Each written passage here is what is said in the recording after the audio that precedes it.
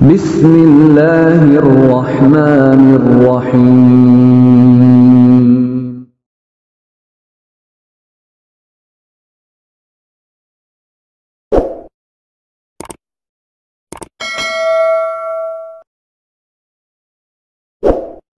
Bismillahirrahmanirrahim. Alhamdulillahi karimir rahman, 'allamal Qur'an, khalaqal insana wa 'allamahul bayan. Asyhadu an la ilaha illallah wahdahu la syarika lah wa asyhadu anna Muhammadan 'abduhu wa rasuluh. Allahumma shalli wa sallim ala nabiyyina Muhammad wa ala alihi wa sahbihi wa sallam. Jemaah masih ikhlas, warga taman sari persada kaum muslimin dirahmati Allah Subhanahu wa taala dimanapun Anda berada. Alhamdulillah, kembali kita mengadakan kajian rutin akhir pekan secara online, yang dimana pada kesempatan yang semoga dirahmati Allah Subhanahu wa taala ini yang telah hadir bersama kita Al-Ustaz Kamal Mustafa LC hafizahullah taala, yang insyaallah beliau akan membahas sebuah kitab dengan judul Riyadhus Shalihin, ya, sebuah kitab hadis karangan Al-Imam An-Nawawi rahimahullahu taala. Baik, pada para jamaah barakallahu fikum, dan kepada Al-Ustaz falyatafaddal alaihi mashkura. Bismillahirrahmanirrahim. Assalamualaikum warahmatullahi wabarakatuh. Alhamdulillahi ta'ala nahmaduhu wa nasta'inuhu wa nastaghfiruhu wa natubu ilaih. Wa na'udzu billahi min shururi anfusina wa sayyiati a'malina. Man yahdihillahu fala mudilla lahu wa man yudlil fala hadiya lahu. Asyhadu an la ilaha illallah wahdahu لا شريك له وأشهد أن محمدا عبده ورسوله لا نبي بعده. قال الله تعالى في كتابه الكريم: يا أيها الذين آمنوا اتقوا الله حق تقاته ولا تموتن إلا وأنتم مسلمون. وقال: يا أيها الناس اتقوا ربكم الذي خلقكم من نفس واحدة وخلق منها زوجها وبث منهما رجالا كثيرا ونساء واتقوا الله الذي تساءلون به والأرحام إن الله كان عليكم رقيبا.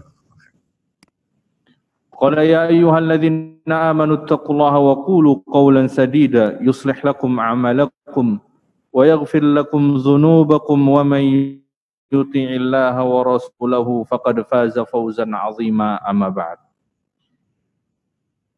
Jamaah salat maghrib wal isya rahimani wa rahimakumullah.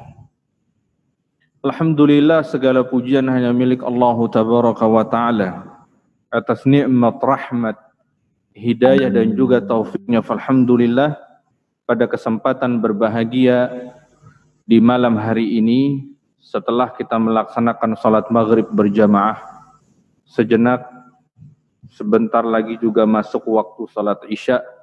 Kita mengisi di antara kedua waktu tersebut dengan hal yang bermanfaat bagi kita, dengan kita bertalabil ilmi syar'i. Mudah-mudahan banyak keutamaan di antara keduanya. Keutamaan kita bermajlisil ilmi dan menunggu waktu salat berikutnya. Mudah-mudahan Allah Subhanahu wa taala menerima semua amal yang kita kerjakan. Salawat dan juga salam senantiasa tercurah bagi Nabi kita yang mulia, salawatullahi wassalamuhu alaih, beserta keluarga, sahabat dan umatnya yang komitmen dengan sunnah beliau hingga kiamat kelak. Para hadirin jamaah salat maghrib wal isya rahimani wa rahimakumullah. Kita kembali lanjutkan pelajaran kita dari kitab Riyadhis Shalihin. Kita sampai pada adabun naum atau adabul majlis, akhir pembahasan dari adabul majlis. Kita sampai pada hadis yang ke-835. An Abi Hurairah radhiyallahu anhu qala qala Rasulullah sallallahu alaihi wasallam: Ma min qaumin yaqumuna min majlisin la yadhkuruna Allah ta'ala fihi illa qaumu an mithli jifati himarin wa kana lahum hasarah. Itu merupakan hadis yang terakhir, ya. Hadis yang terakhir, ya, atau yang sudah sempat kita bahas. Sedikit kita mereview ulang. Disebutkan oleh Nabi SAW, tidaklah dari satu kaum, sekelompok manusia di mana mereka berdiri meninggalkan majelisnya. Apakah itu majlisul ilmi? Apakah dia majlis ya santai bersama teman-temannya? La yadhkuruna Allah Ta'ala fihi. Lalu kemudian dia tidak menyebut nama Allah Subhanahu wa Ta'ala illa qamu an mithli jifati himar. Maka seakan dia berdiri dari bangkai seekor keledai. Dia berdiri bangkit seakan meninggalkan bangkai seekor keledai. Wa kana lahum hasarah, dan bagi mereka kerugian pada hari kiamat.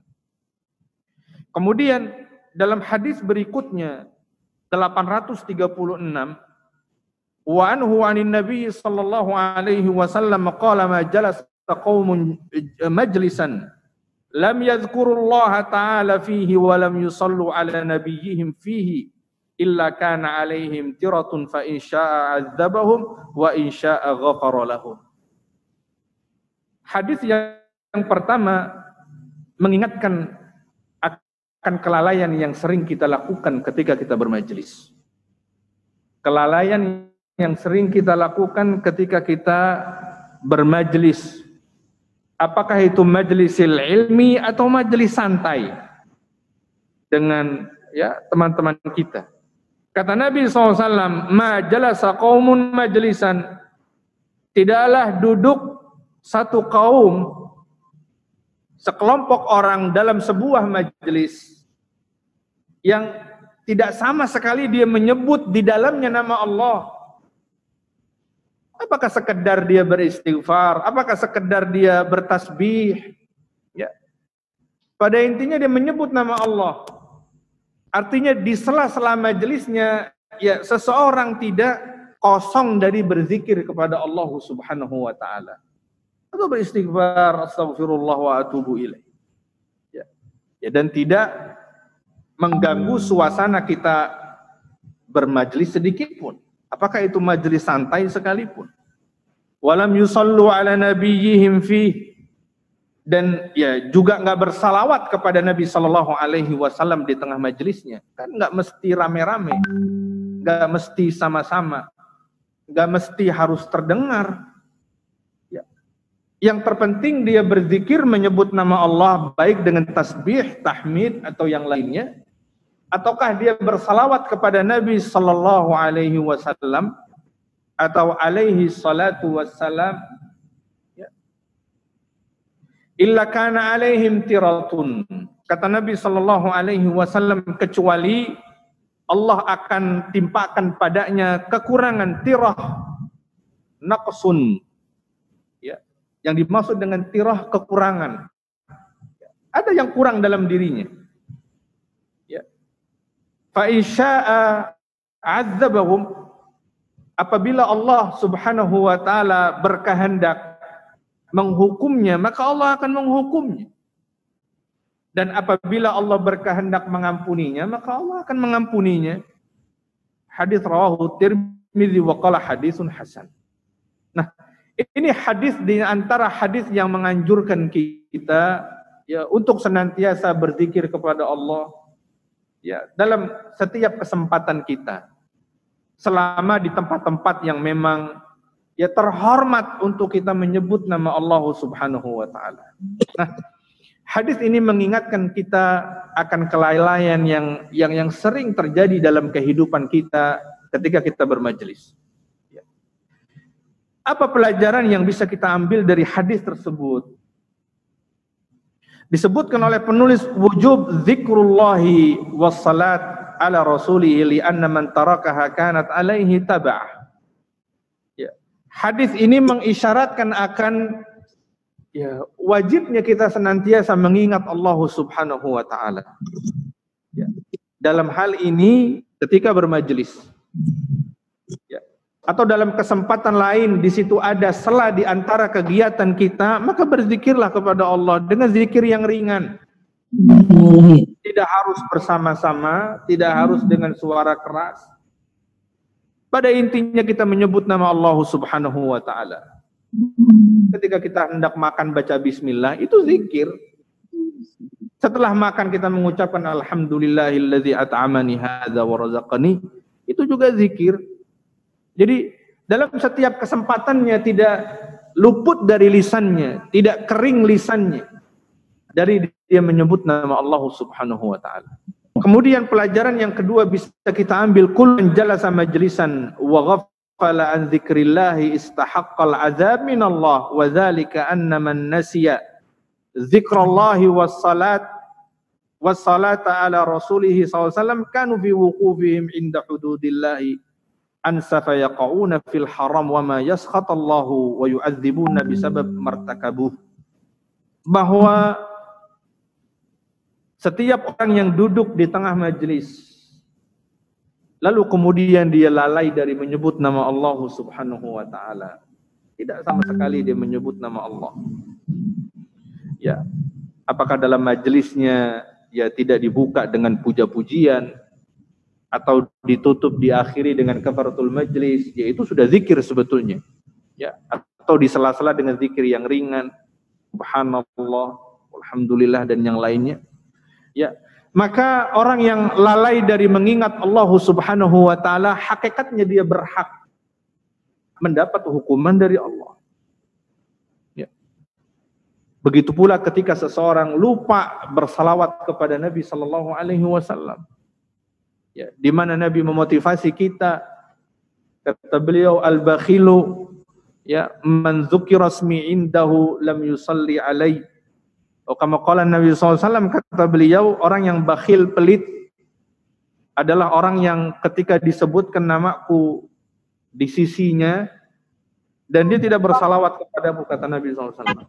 Nah, itulah tadi hadis yang pertama. Kemudian hadis yang kedua, wa anhu an Rasulillah sallallahu alaihi wasallam qala man qa'ada maq'adan lam yadhkurillah ta'ala fihi kanat alaihi minallahi tirah wa man ittaja'a majja'an la yadhkurillah ta'ala fihi kanat alaihi minallahi tirah. Ya, hadis ini senada dengan hadis yang pertama. Hadirin jamaah salat maghrib wal isya rahimani wa rahimakumullah. Kita masuk ke bab berikutnya. Pelajaran babur ru'ya. Kita masuk dalam pembahasan kitab Adabun Naum. Sebelumnya kita bahas adab bermajlis. Kali ini kita akan bahas adab ketika kita tidur. Subhanallah, walhamdulillah, Allah memberikan kita hidayah Islam. Betapa sempurna ajarannya. Kita mendapatkan petunjuk dari Nabi dan itu merupakan petunjuk terbaik dari setiap seluk-beluk kehidupan kita. Bagaimana kita bermajelis, kita diajarkan petunjuknya. Bagaimana seharusnya kita tidur, kita pun diajarkan petunjuknya. Agar kita menjadi orang yang mulia dan terhormat dengan adab-adab itu. Dan hakikatnya adab adalah sesuatu yang menghiasi diri seseorang. Sehingga dia menjadi lebih bermartabat, lebih terhormat, lebih baik, lebih berakhlak dengan mengikuti adab petunjuk-petunjuk tersebut. Begitu sempurna ajaran Islam. Di sini penulis Imam Nawawi rahimahullah merangkum beberapa hadis yang berbicara tentang adab tidur. Dari kitab ini, pertama kita akan singgung tentang babur ru'ya. Ar-ru'ya babun ar-ru'ya wa ma yata'allaqu biha. Bab bagaimana, bab yang menjelaskan tentang hakikat mimpi. Bagaimana seharusnya seorang muslim menyikapi mimpi. Menyikapi mimpi. Karena sebagian di antara kaum muslimin menjadikan mimpi sebagai petunjuk hidupnya. Menjadikan mimpi sebagai petunjuk hidupnya. Ada sebagian orang yang menentukan pilihan berdasarkan apa yang dia lihat dalam mimpinya. Terkadang bagaimana dia menentukan sikap, itu pula terkadang berdasarkan mimpinya. Padahal mimpi adalah ruang yang sangat riskan keluar masuknya setan. Mimpi itu ruang yang sangat riskan keluar masuknya setan. Betapa banyak kita terkadang diganggu oleh syaitan di dalam mimpi kita. Beberapa tahun yang lalu saya membaca sebuah berita seorang bapak yang membunuh darah dagingnya sendiri. Seorang bapak di Indonesia. Saya tidak sebutkan daerahnya. Seorang bapak yang membunuh putranya sendiri, yang waktu itu masih anak-anak, putranya masih anak-anak. Ya, ketika dia ditangkap oleh aparat, lalu kemudian diinterogasi, apa motivasinya? Jarang-jarang terjadi. Ya. Dan nggak lumrah. Ya, bagaimana seorang bapak ya membunuh putranya? Ya, kalau dilihat dari ekonominya, ya cukup mampu. Ya, tidak ada dorongan. Ya, khawatir nih anak ya nggak bisa ngidupin, nggak bisa ngasih biaya, nggak juga. Ya, setelah dia diinterogasi, ternyata dia mengaku awal bagaimana dia membunuh putranya karena dia melihat dalam mimpinya bisikan. Dan itu terjadi beberapa kali dalam mimpinya. Bisikan, arahan, perintah untuk membunuh anaknya. Dan dia meyakini bahwa mimpi itu adalah, ya kalau orang biasa mungkin ilham kali ya Pak ya. Ya kalau kita bilang wahyu terlalu tinggi karena wahyu turun hanya kepada Nabi. Dia berpikir itu ilham. Padahal itu bisikan setan. Tapi karena dia mengira, kalau setan itu paling sekali dua kali. Enggak. Ini mimpi yang benar. Ini mimpi petunjuk. Ya, akhirnya dia bunuh, lalu kemudian setelah itu menyesalinya. Artinya ada di tengah masyarakat orang yang bahkan mengambil sikap itu berdasarkan mimpinya. Yang kerap kali ya mimpi itu ada campur tangan syaitan di situ. Nah, ini bagaimana seharusnya seorang muslim menyikapi mimpi. Bahkan tidak jarang di antara kita mungkin yang ketika dia istikharah ingin menentukan sebuah pilihan, ya dia tunggu mimpi. Kalau belum mimpi, dia belum ngambil pilihan. Ada yang seperti itu. Ustadz, ana udah istikharah, tapi kok belum mimpi-mimpi? Ya memang nggak ada hubungan istikharah dengan mimpi. Memang nggak pernah disebutkan hubungan istikharah dengan mimpi. Istikharah ya istikharah, disitulah seseorang memohon kepada Allah. Ya kalau pilihannya baik, dia dicondongkan. Ya kalau pilihannya buruk, dia dipalingkan. Kan inti dari istikharah kan itu. Nggak ada hubungannya sama mimpi sama sekali. Ya sekali lagi bahwa Islam tidak mengajarkan kita menjadikan mimpi sebagai petunjuk dalam menentukan pilihan. Bukan sebagai petunjuk dalam menentukan pilihan. Dan kita tidak tahu apakah mimpi kita itu benar atau tidak, kecuali setelah kejadian. Beda dengan mimpinya para anbiya war rusul. Beda dengan mimpinya para nabi. Apa yang mereka lihat dalam mimpinya adalah sebuah kebenaran. Dan kita bukan seorang nabi. Kita baru sadar itu benar ya setelah kejadian. Sebelum kejadian kita bertanya-tanya, ini mimpi benar nggak ya? Ya. Lalu bagaimana dengan ilmu tafsir mimpi? Ya, tidak ada ilmu tafsir mimpi. Ya. Tidak ada Nabi mengajarkan kepada para sahabat bagaimana menafsirkan mimpi. Dan kita tidak tahu di antara sahabat orang yang ahli dalam tafsir mimpi. Karena sesuatu yang gaib. Ya. Sesuatu yang gaib. Kalaupun ada Nabi menerjemahkan apa yang beliau lihat, itu karena beliau seorang Nabi. Selain daripada itu, para sahabat tidak menjadikan mimpi-mimpi mereka ya sebagai petunjuk mereka dalam berbuat. Yang ada firasat. Beda dengan firasat. Karena kata Nabi SAW dalam sebuah hadis, ittaqullaha farasatal mu'minin. Maka bertakwalah kalian terhadap firasat orang yang beriman. Beda kalau firasat. Ya. Ada di antara orang-orang yang beriman dengan keimanannya. Ini karena keimanannya. Itu memiliki firasat yang tajam. Itu pun sebatas firasat. Dia hanya ya ada semacam ya kecondongan dalam dirinya. Dia pun tidak bisa memastikan karena sesuatu belum terjadi. Nah, itu tentang bagaimana kita menyikapi mimpi. Qala Allah Ta'ala wa min ayatihi manamukum bil-laili wan nahar. Ya. Bahwa Allah Subhanahu wa taala salah satu dari kebesarannya, ya, Allah jadikan tidur kita ya manamukum bil-laili wan nahar. Tidur kita baik di malam ataupun di siang hari. Ya.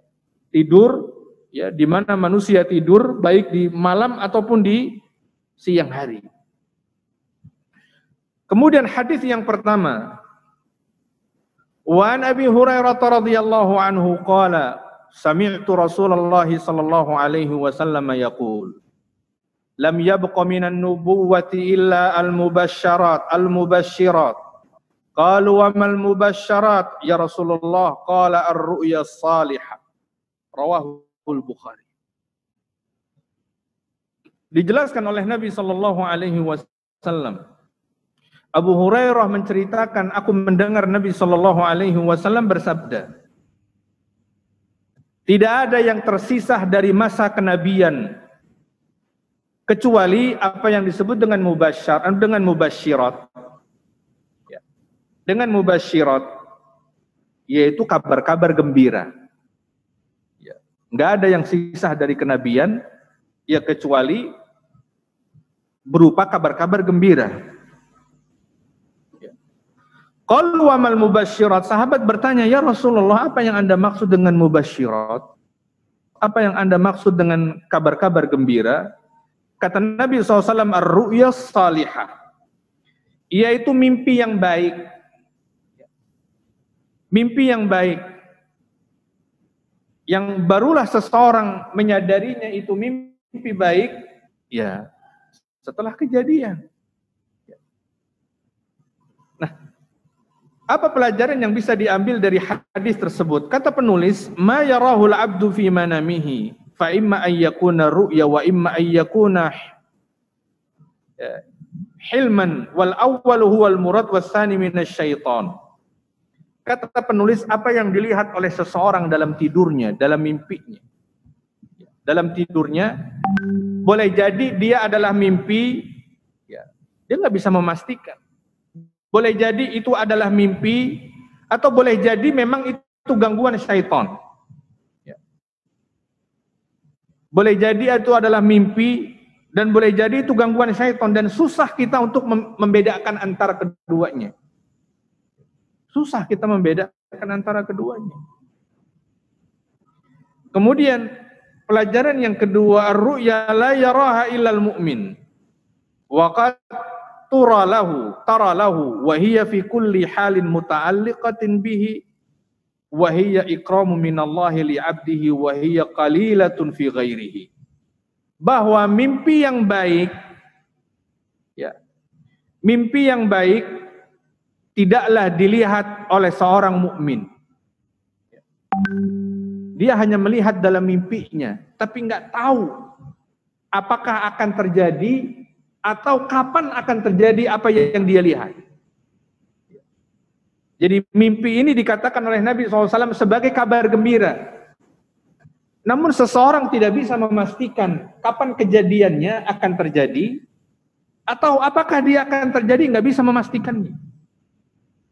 Jadi sekedar dia lihat dan nggak bisa dijadikan sebagai petunjuk baginya.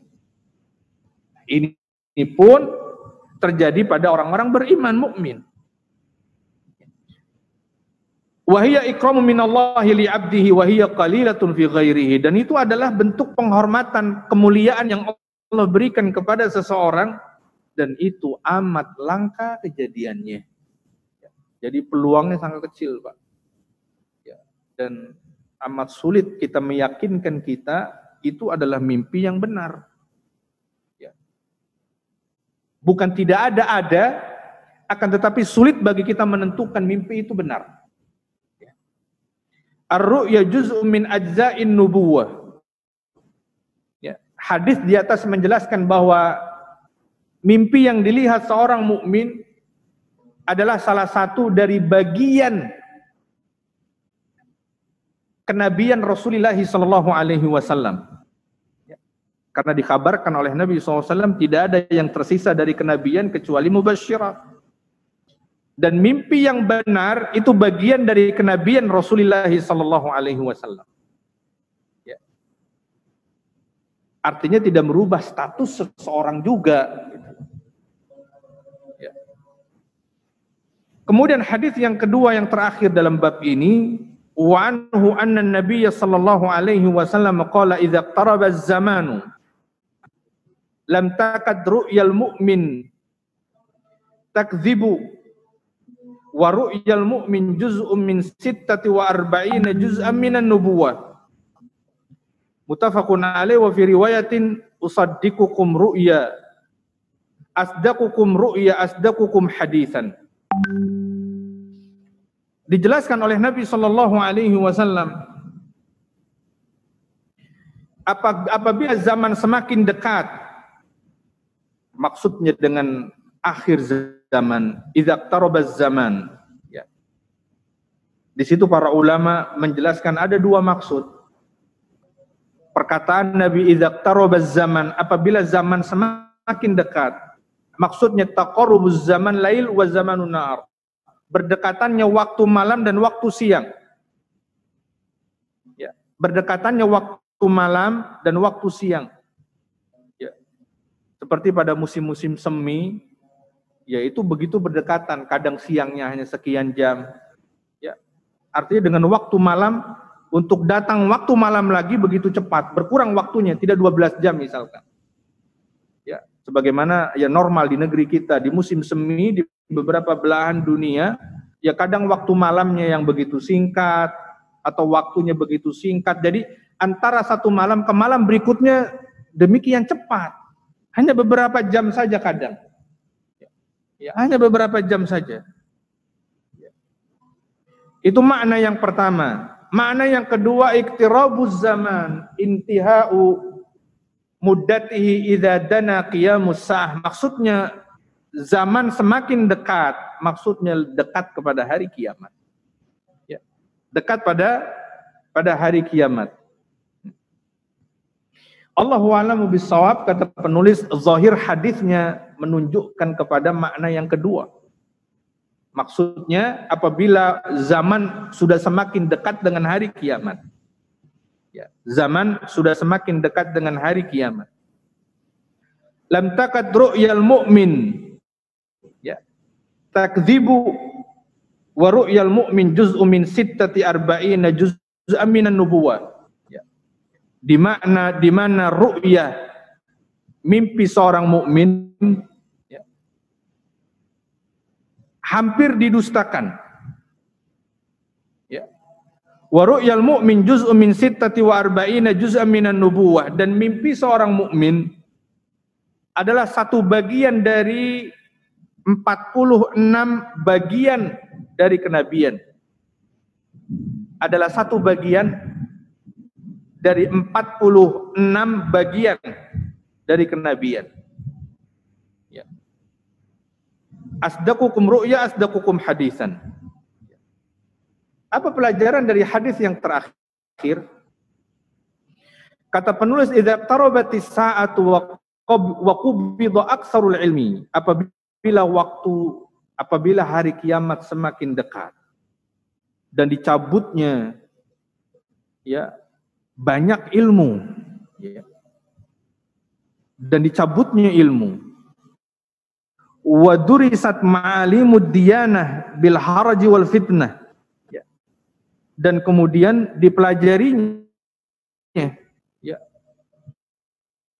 syiar-syiar agama dengan fitnah, ya, dan di mana manusia berada dalam situasi yang ya demikian kacau. Di sini penulis menjelaskan di mana ketika seorang nabi kita sallallahu alaihi wasallam sebagai penutup para anbiya'i war rusul, ya, ketika telah tiada, maka yang tersisa adalah ru'ya, ya, mimpi benar orang-orang yang beriman dan saleh. Artinya tidak dinafikan. Ya. Sebuah mimpi tidak dinafikan kebenarannya, akan tetapi sulit memastikannya. Ya. Kecuali ya memang mimpinya orang-orang yang beriman, lalu kemudian ya kejadian. Allahu a'lamu bissawab. Kita habis.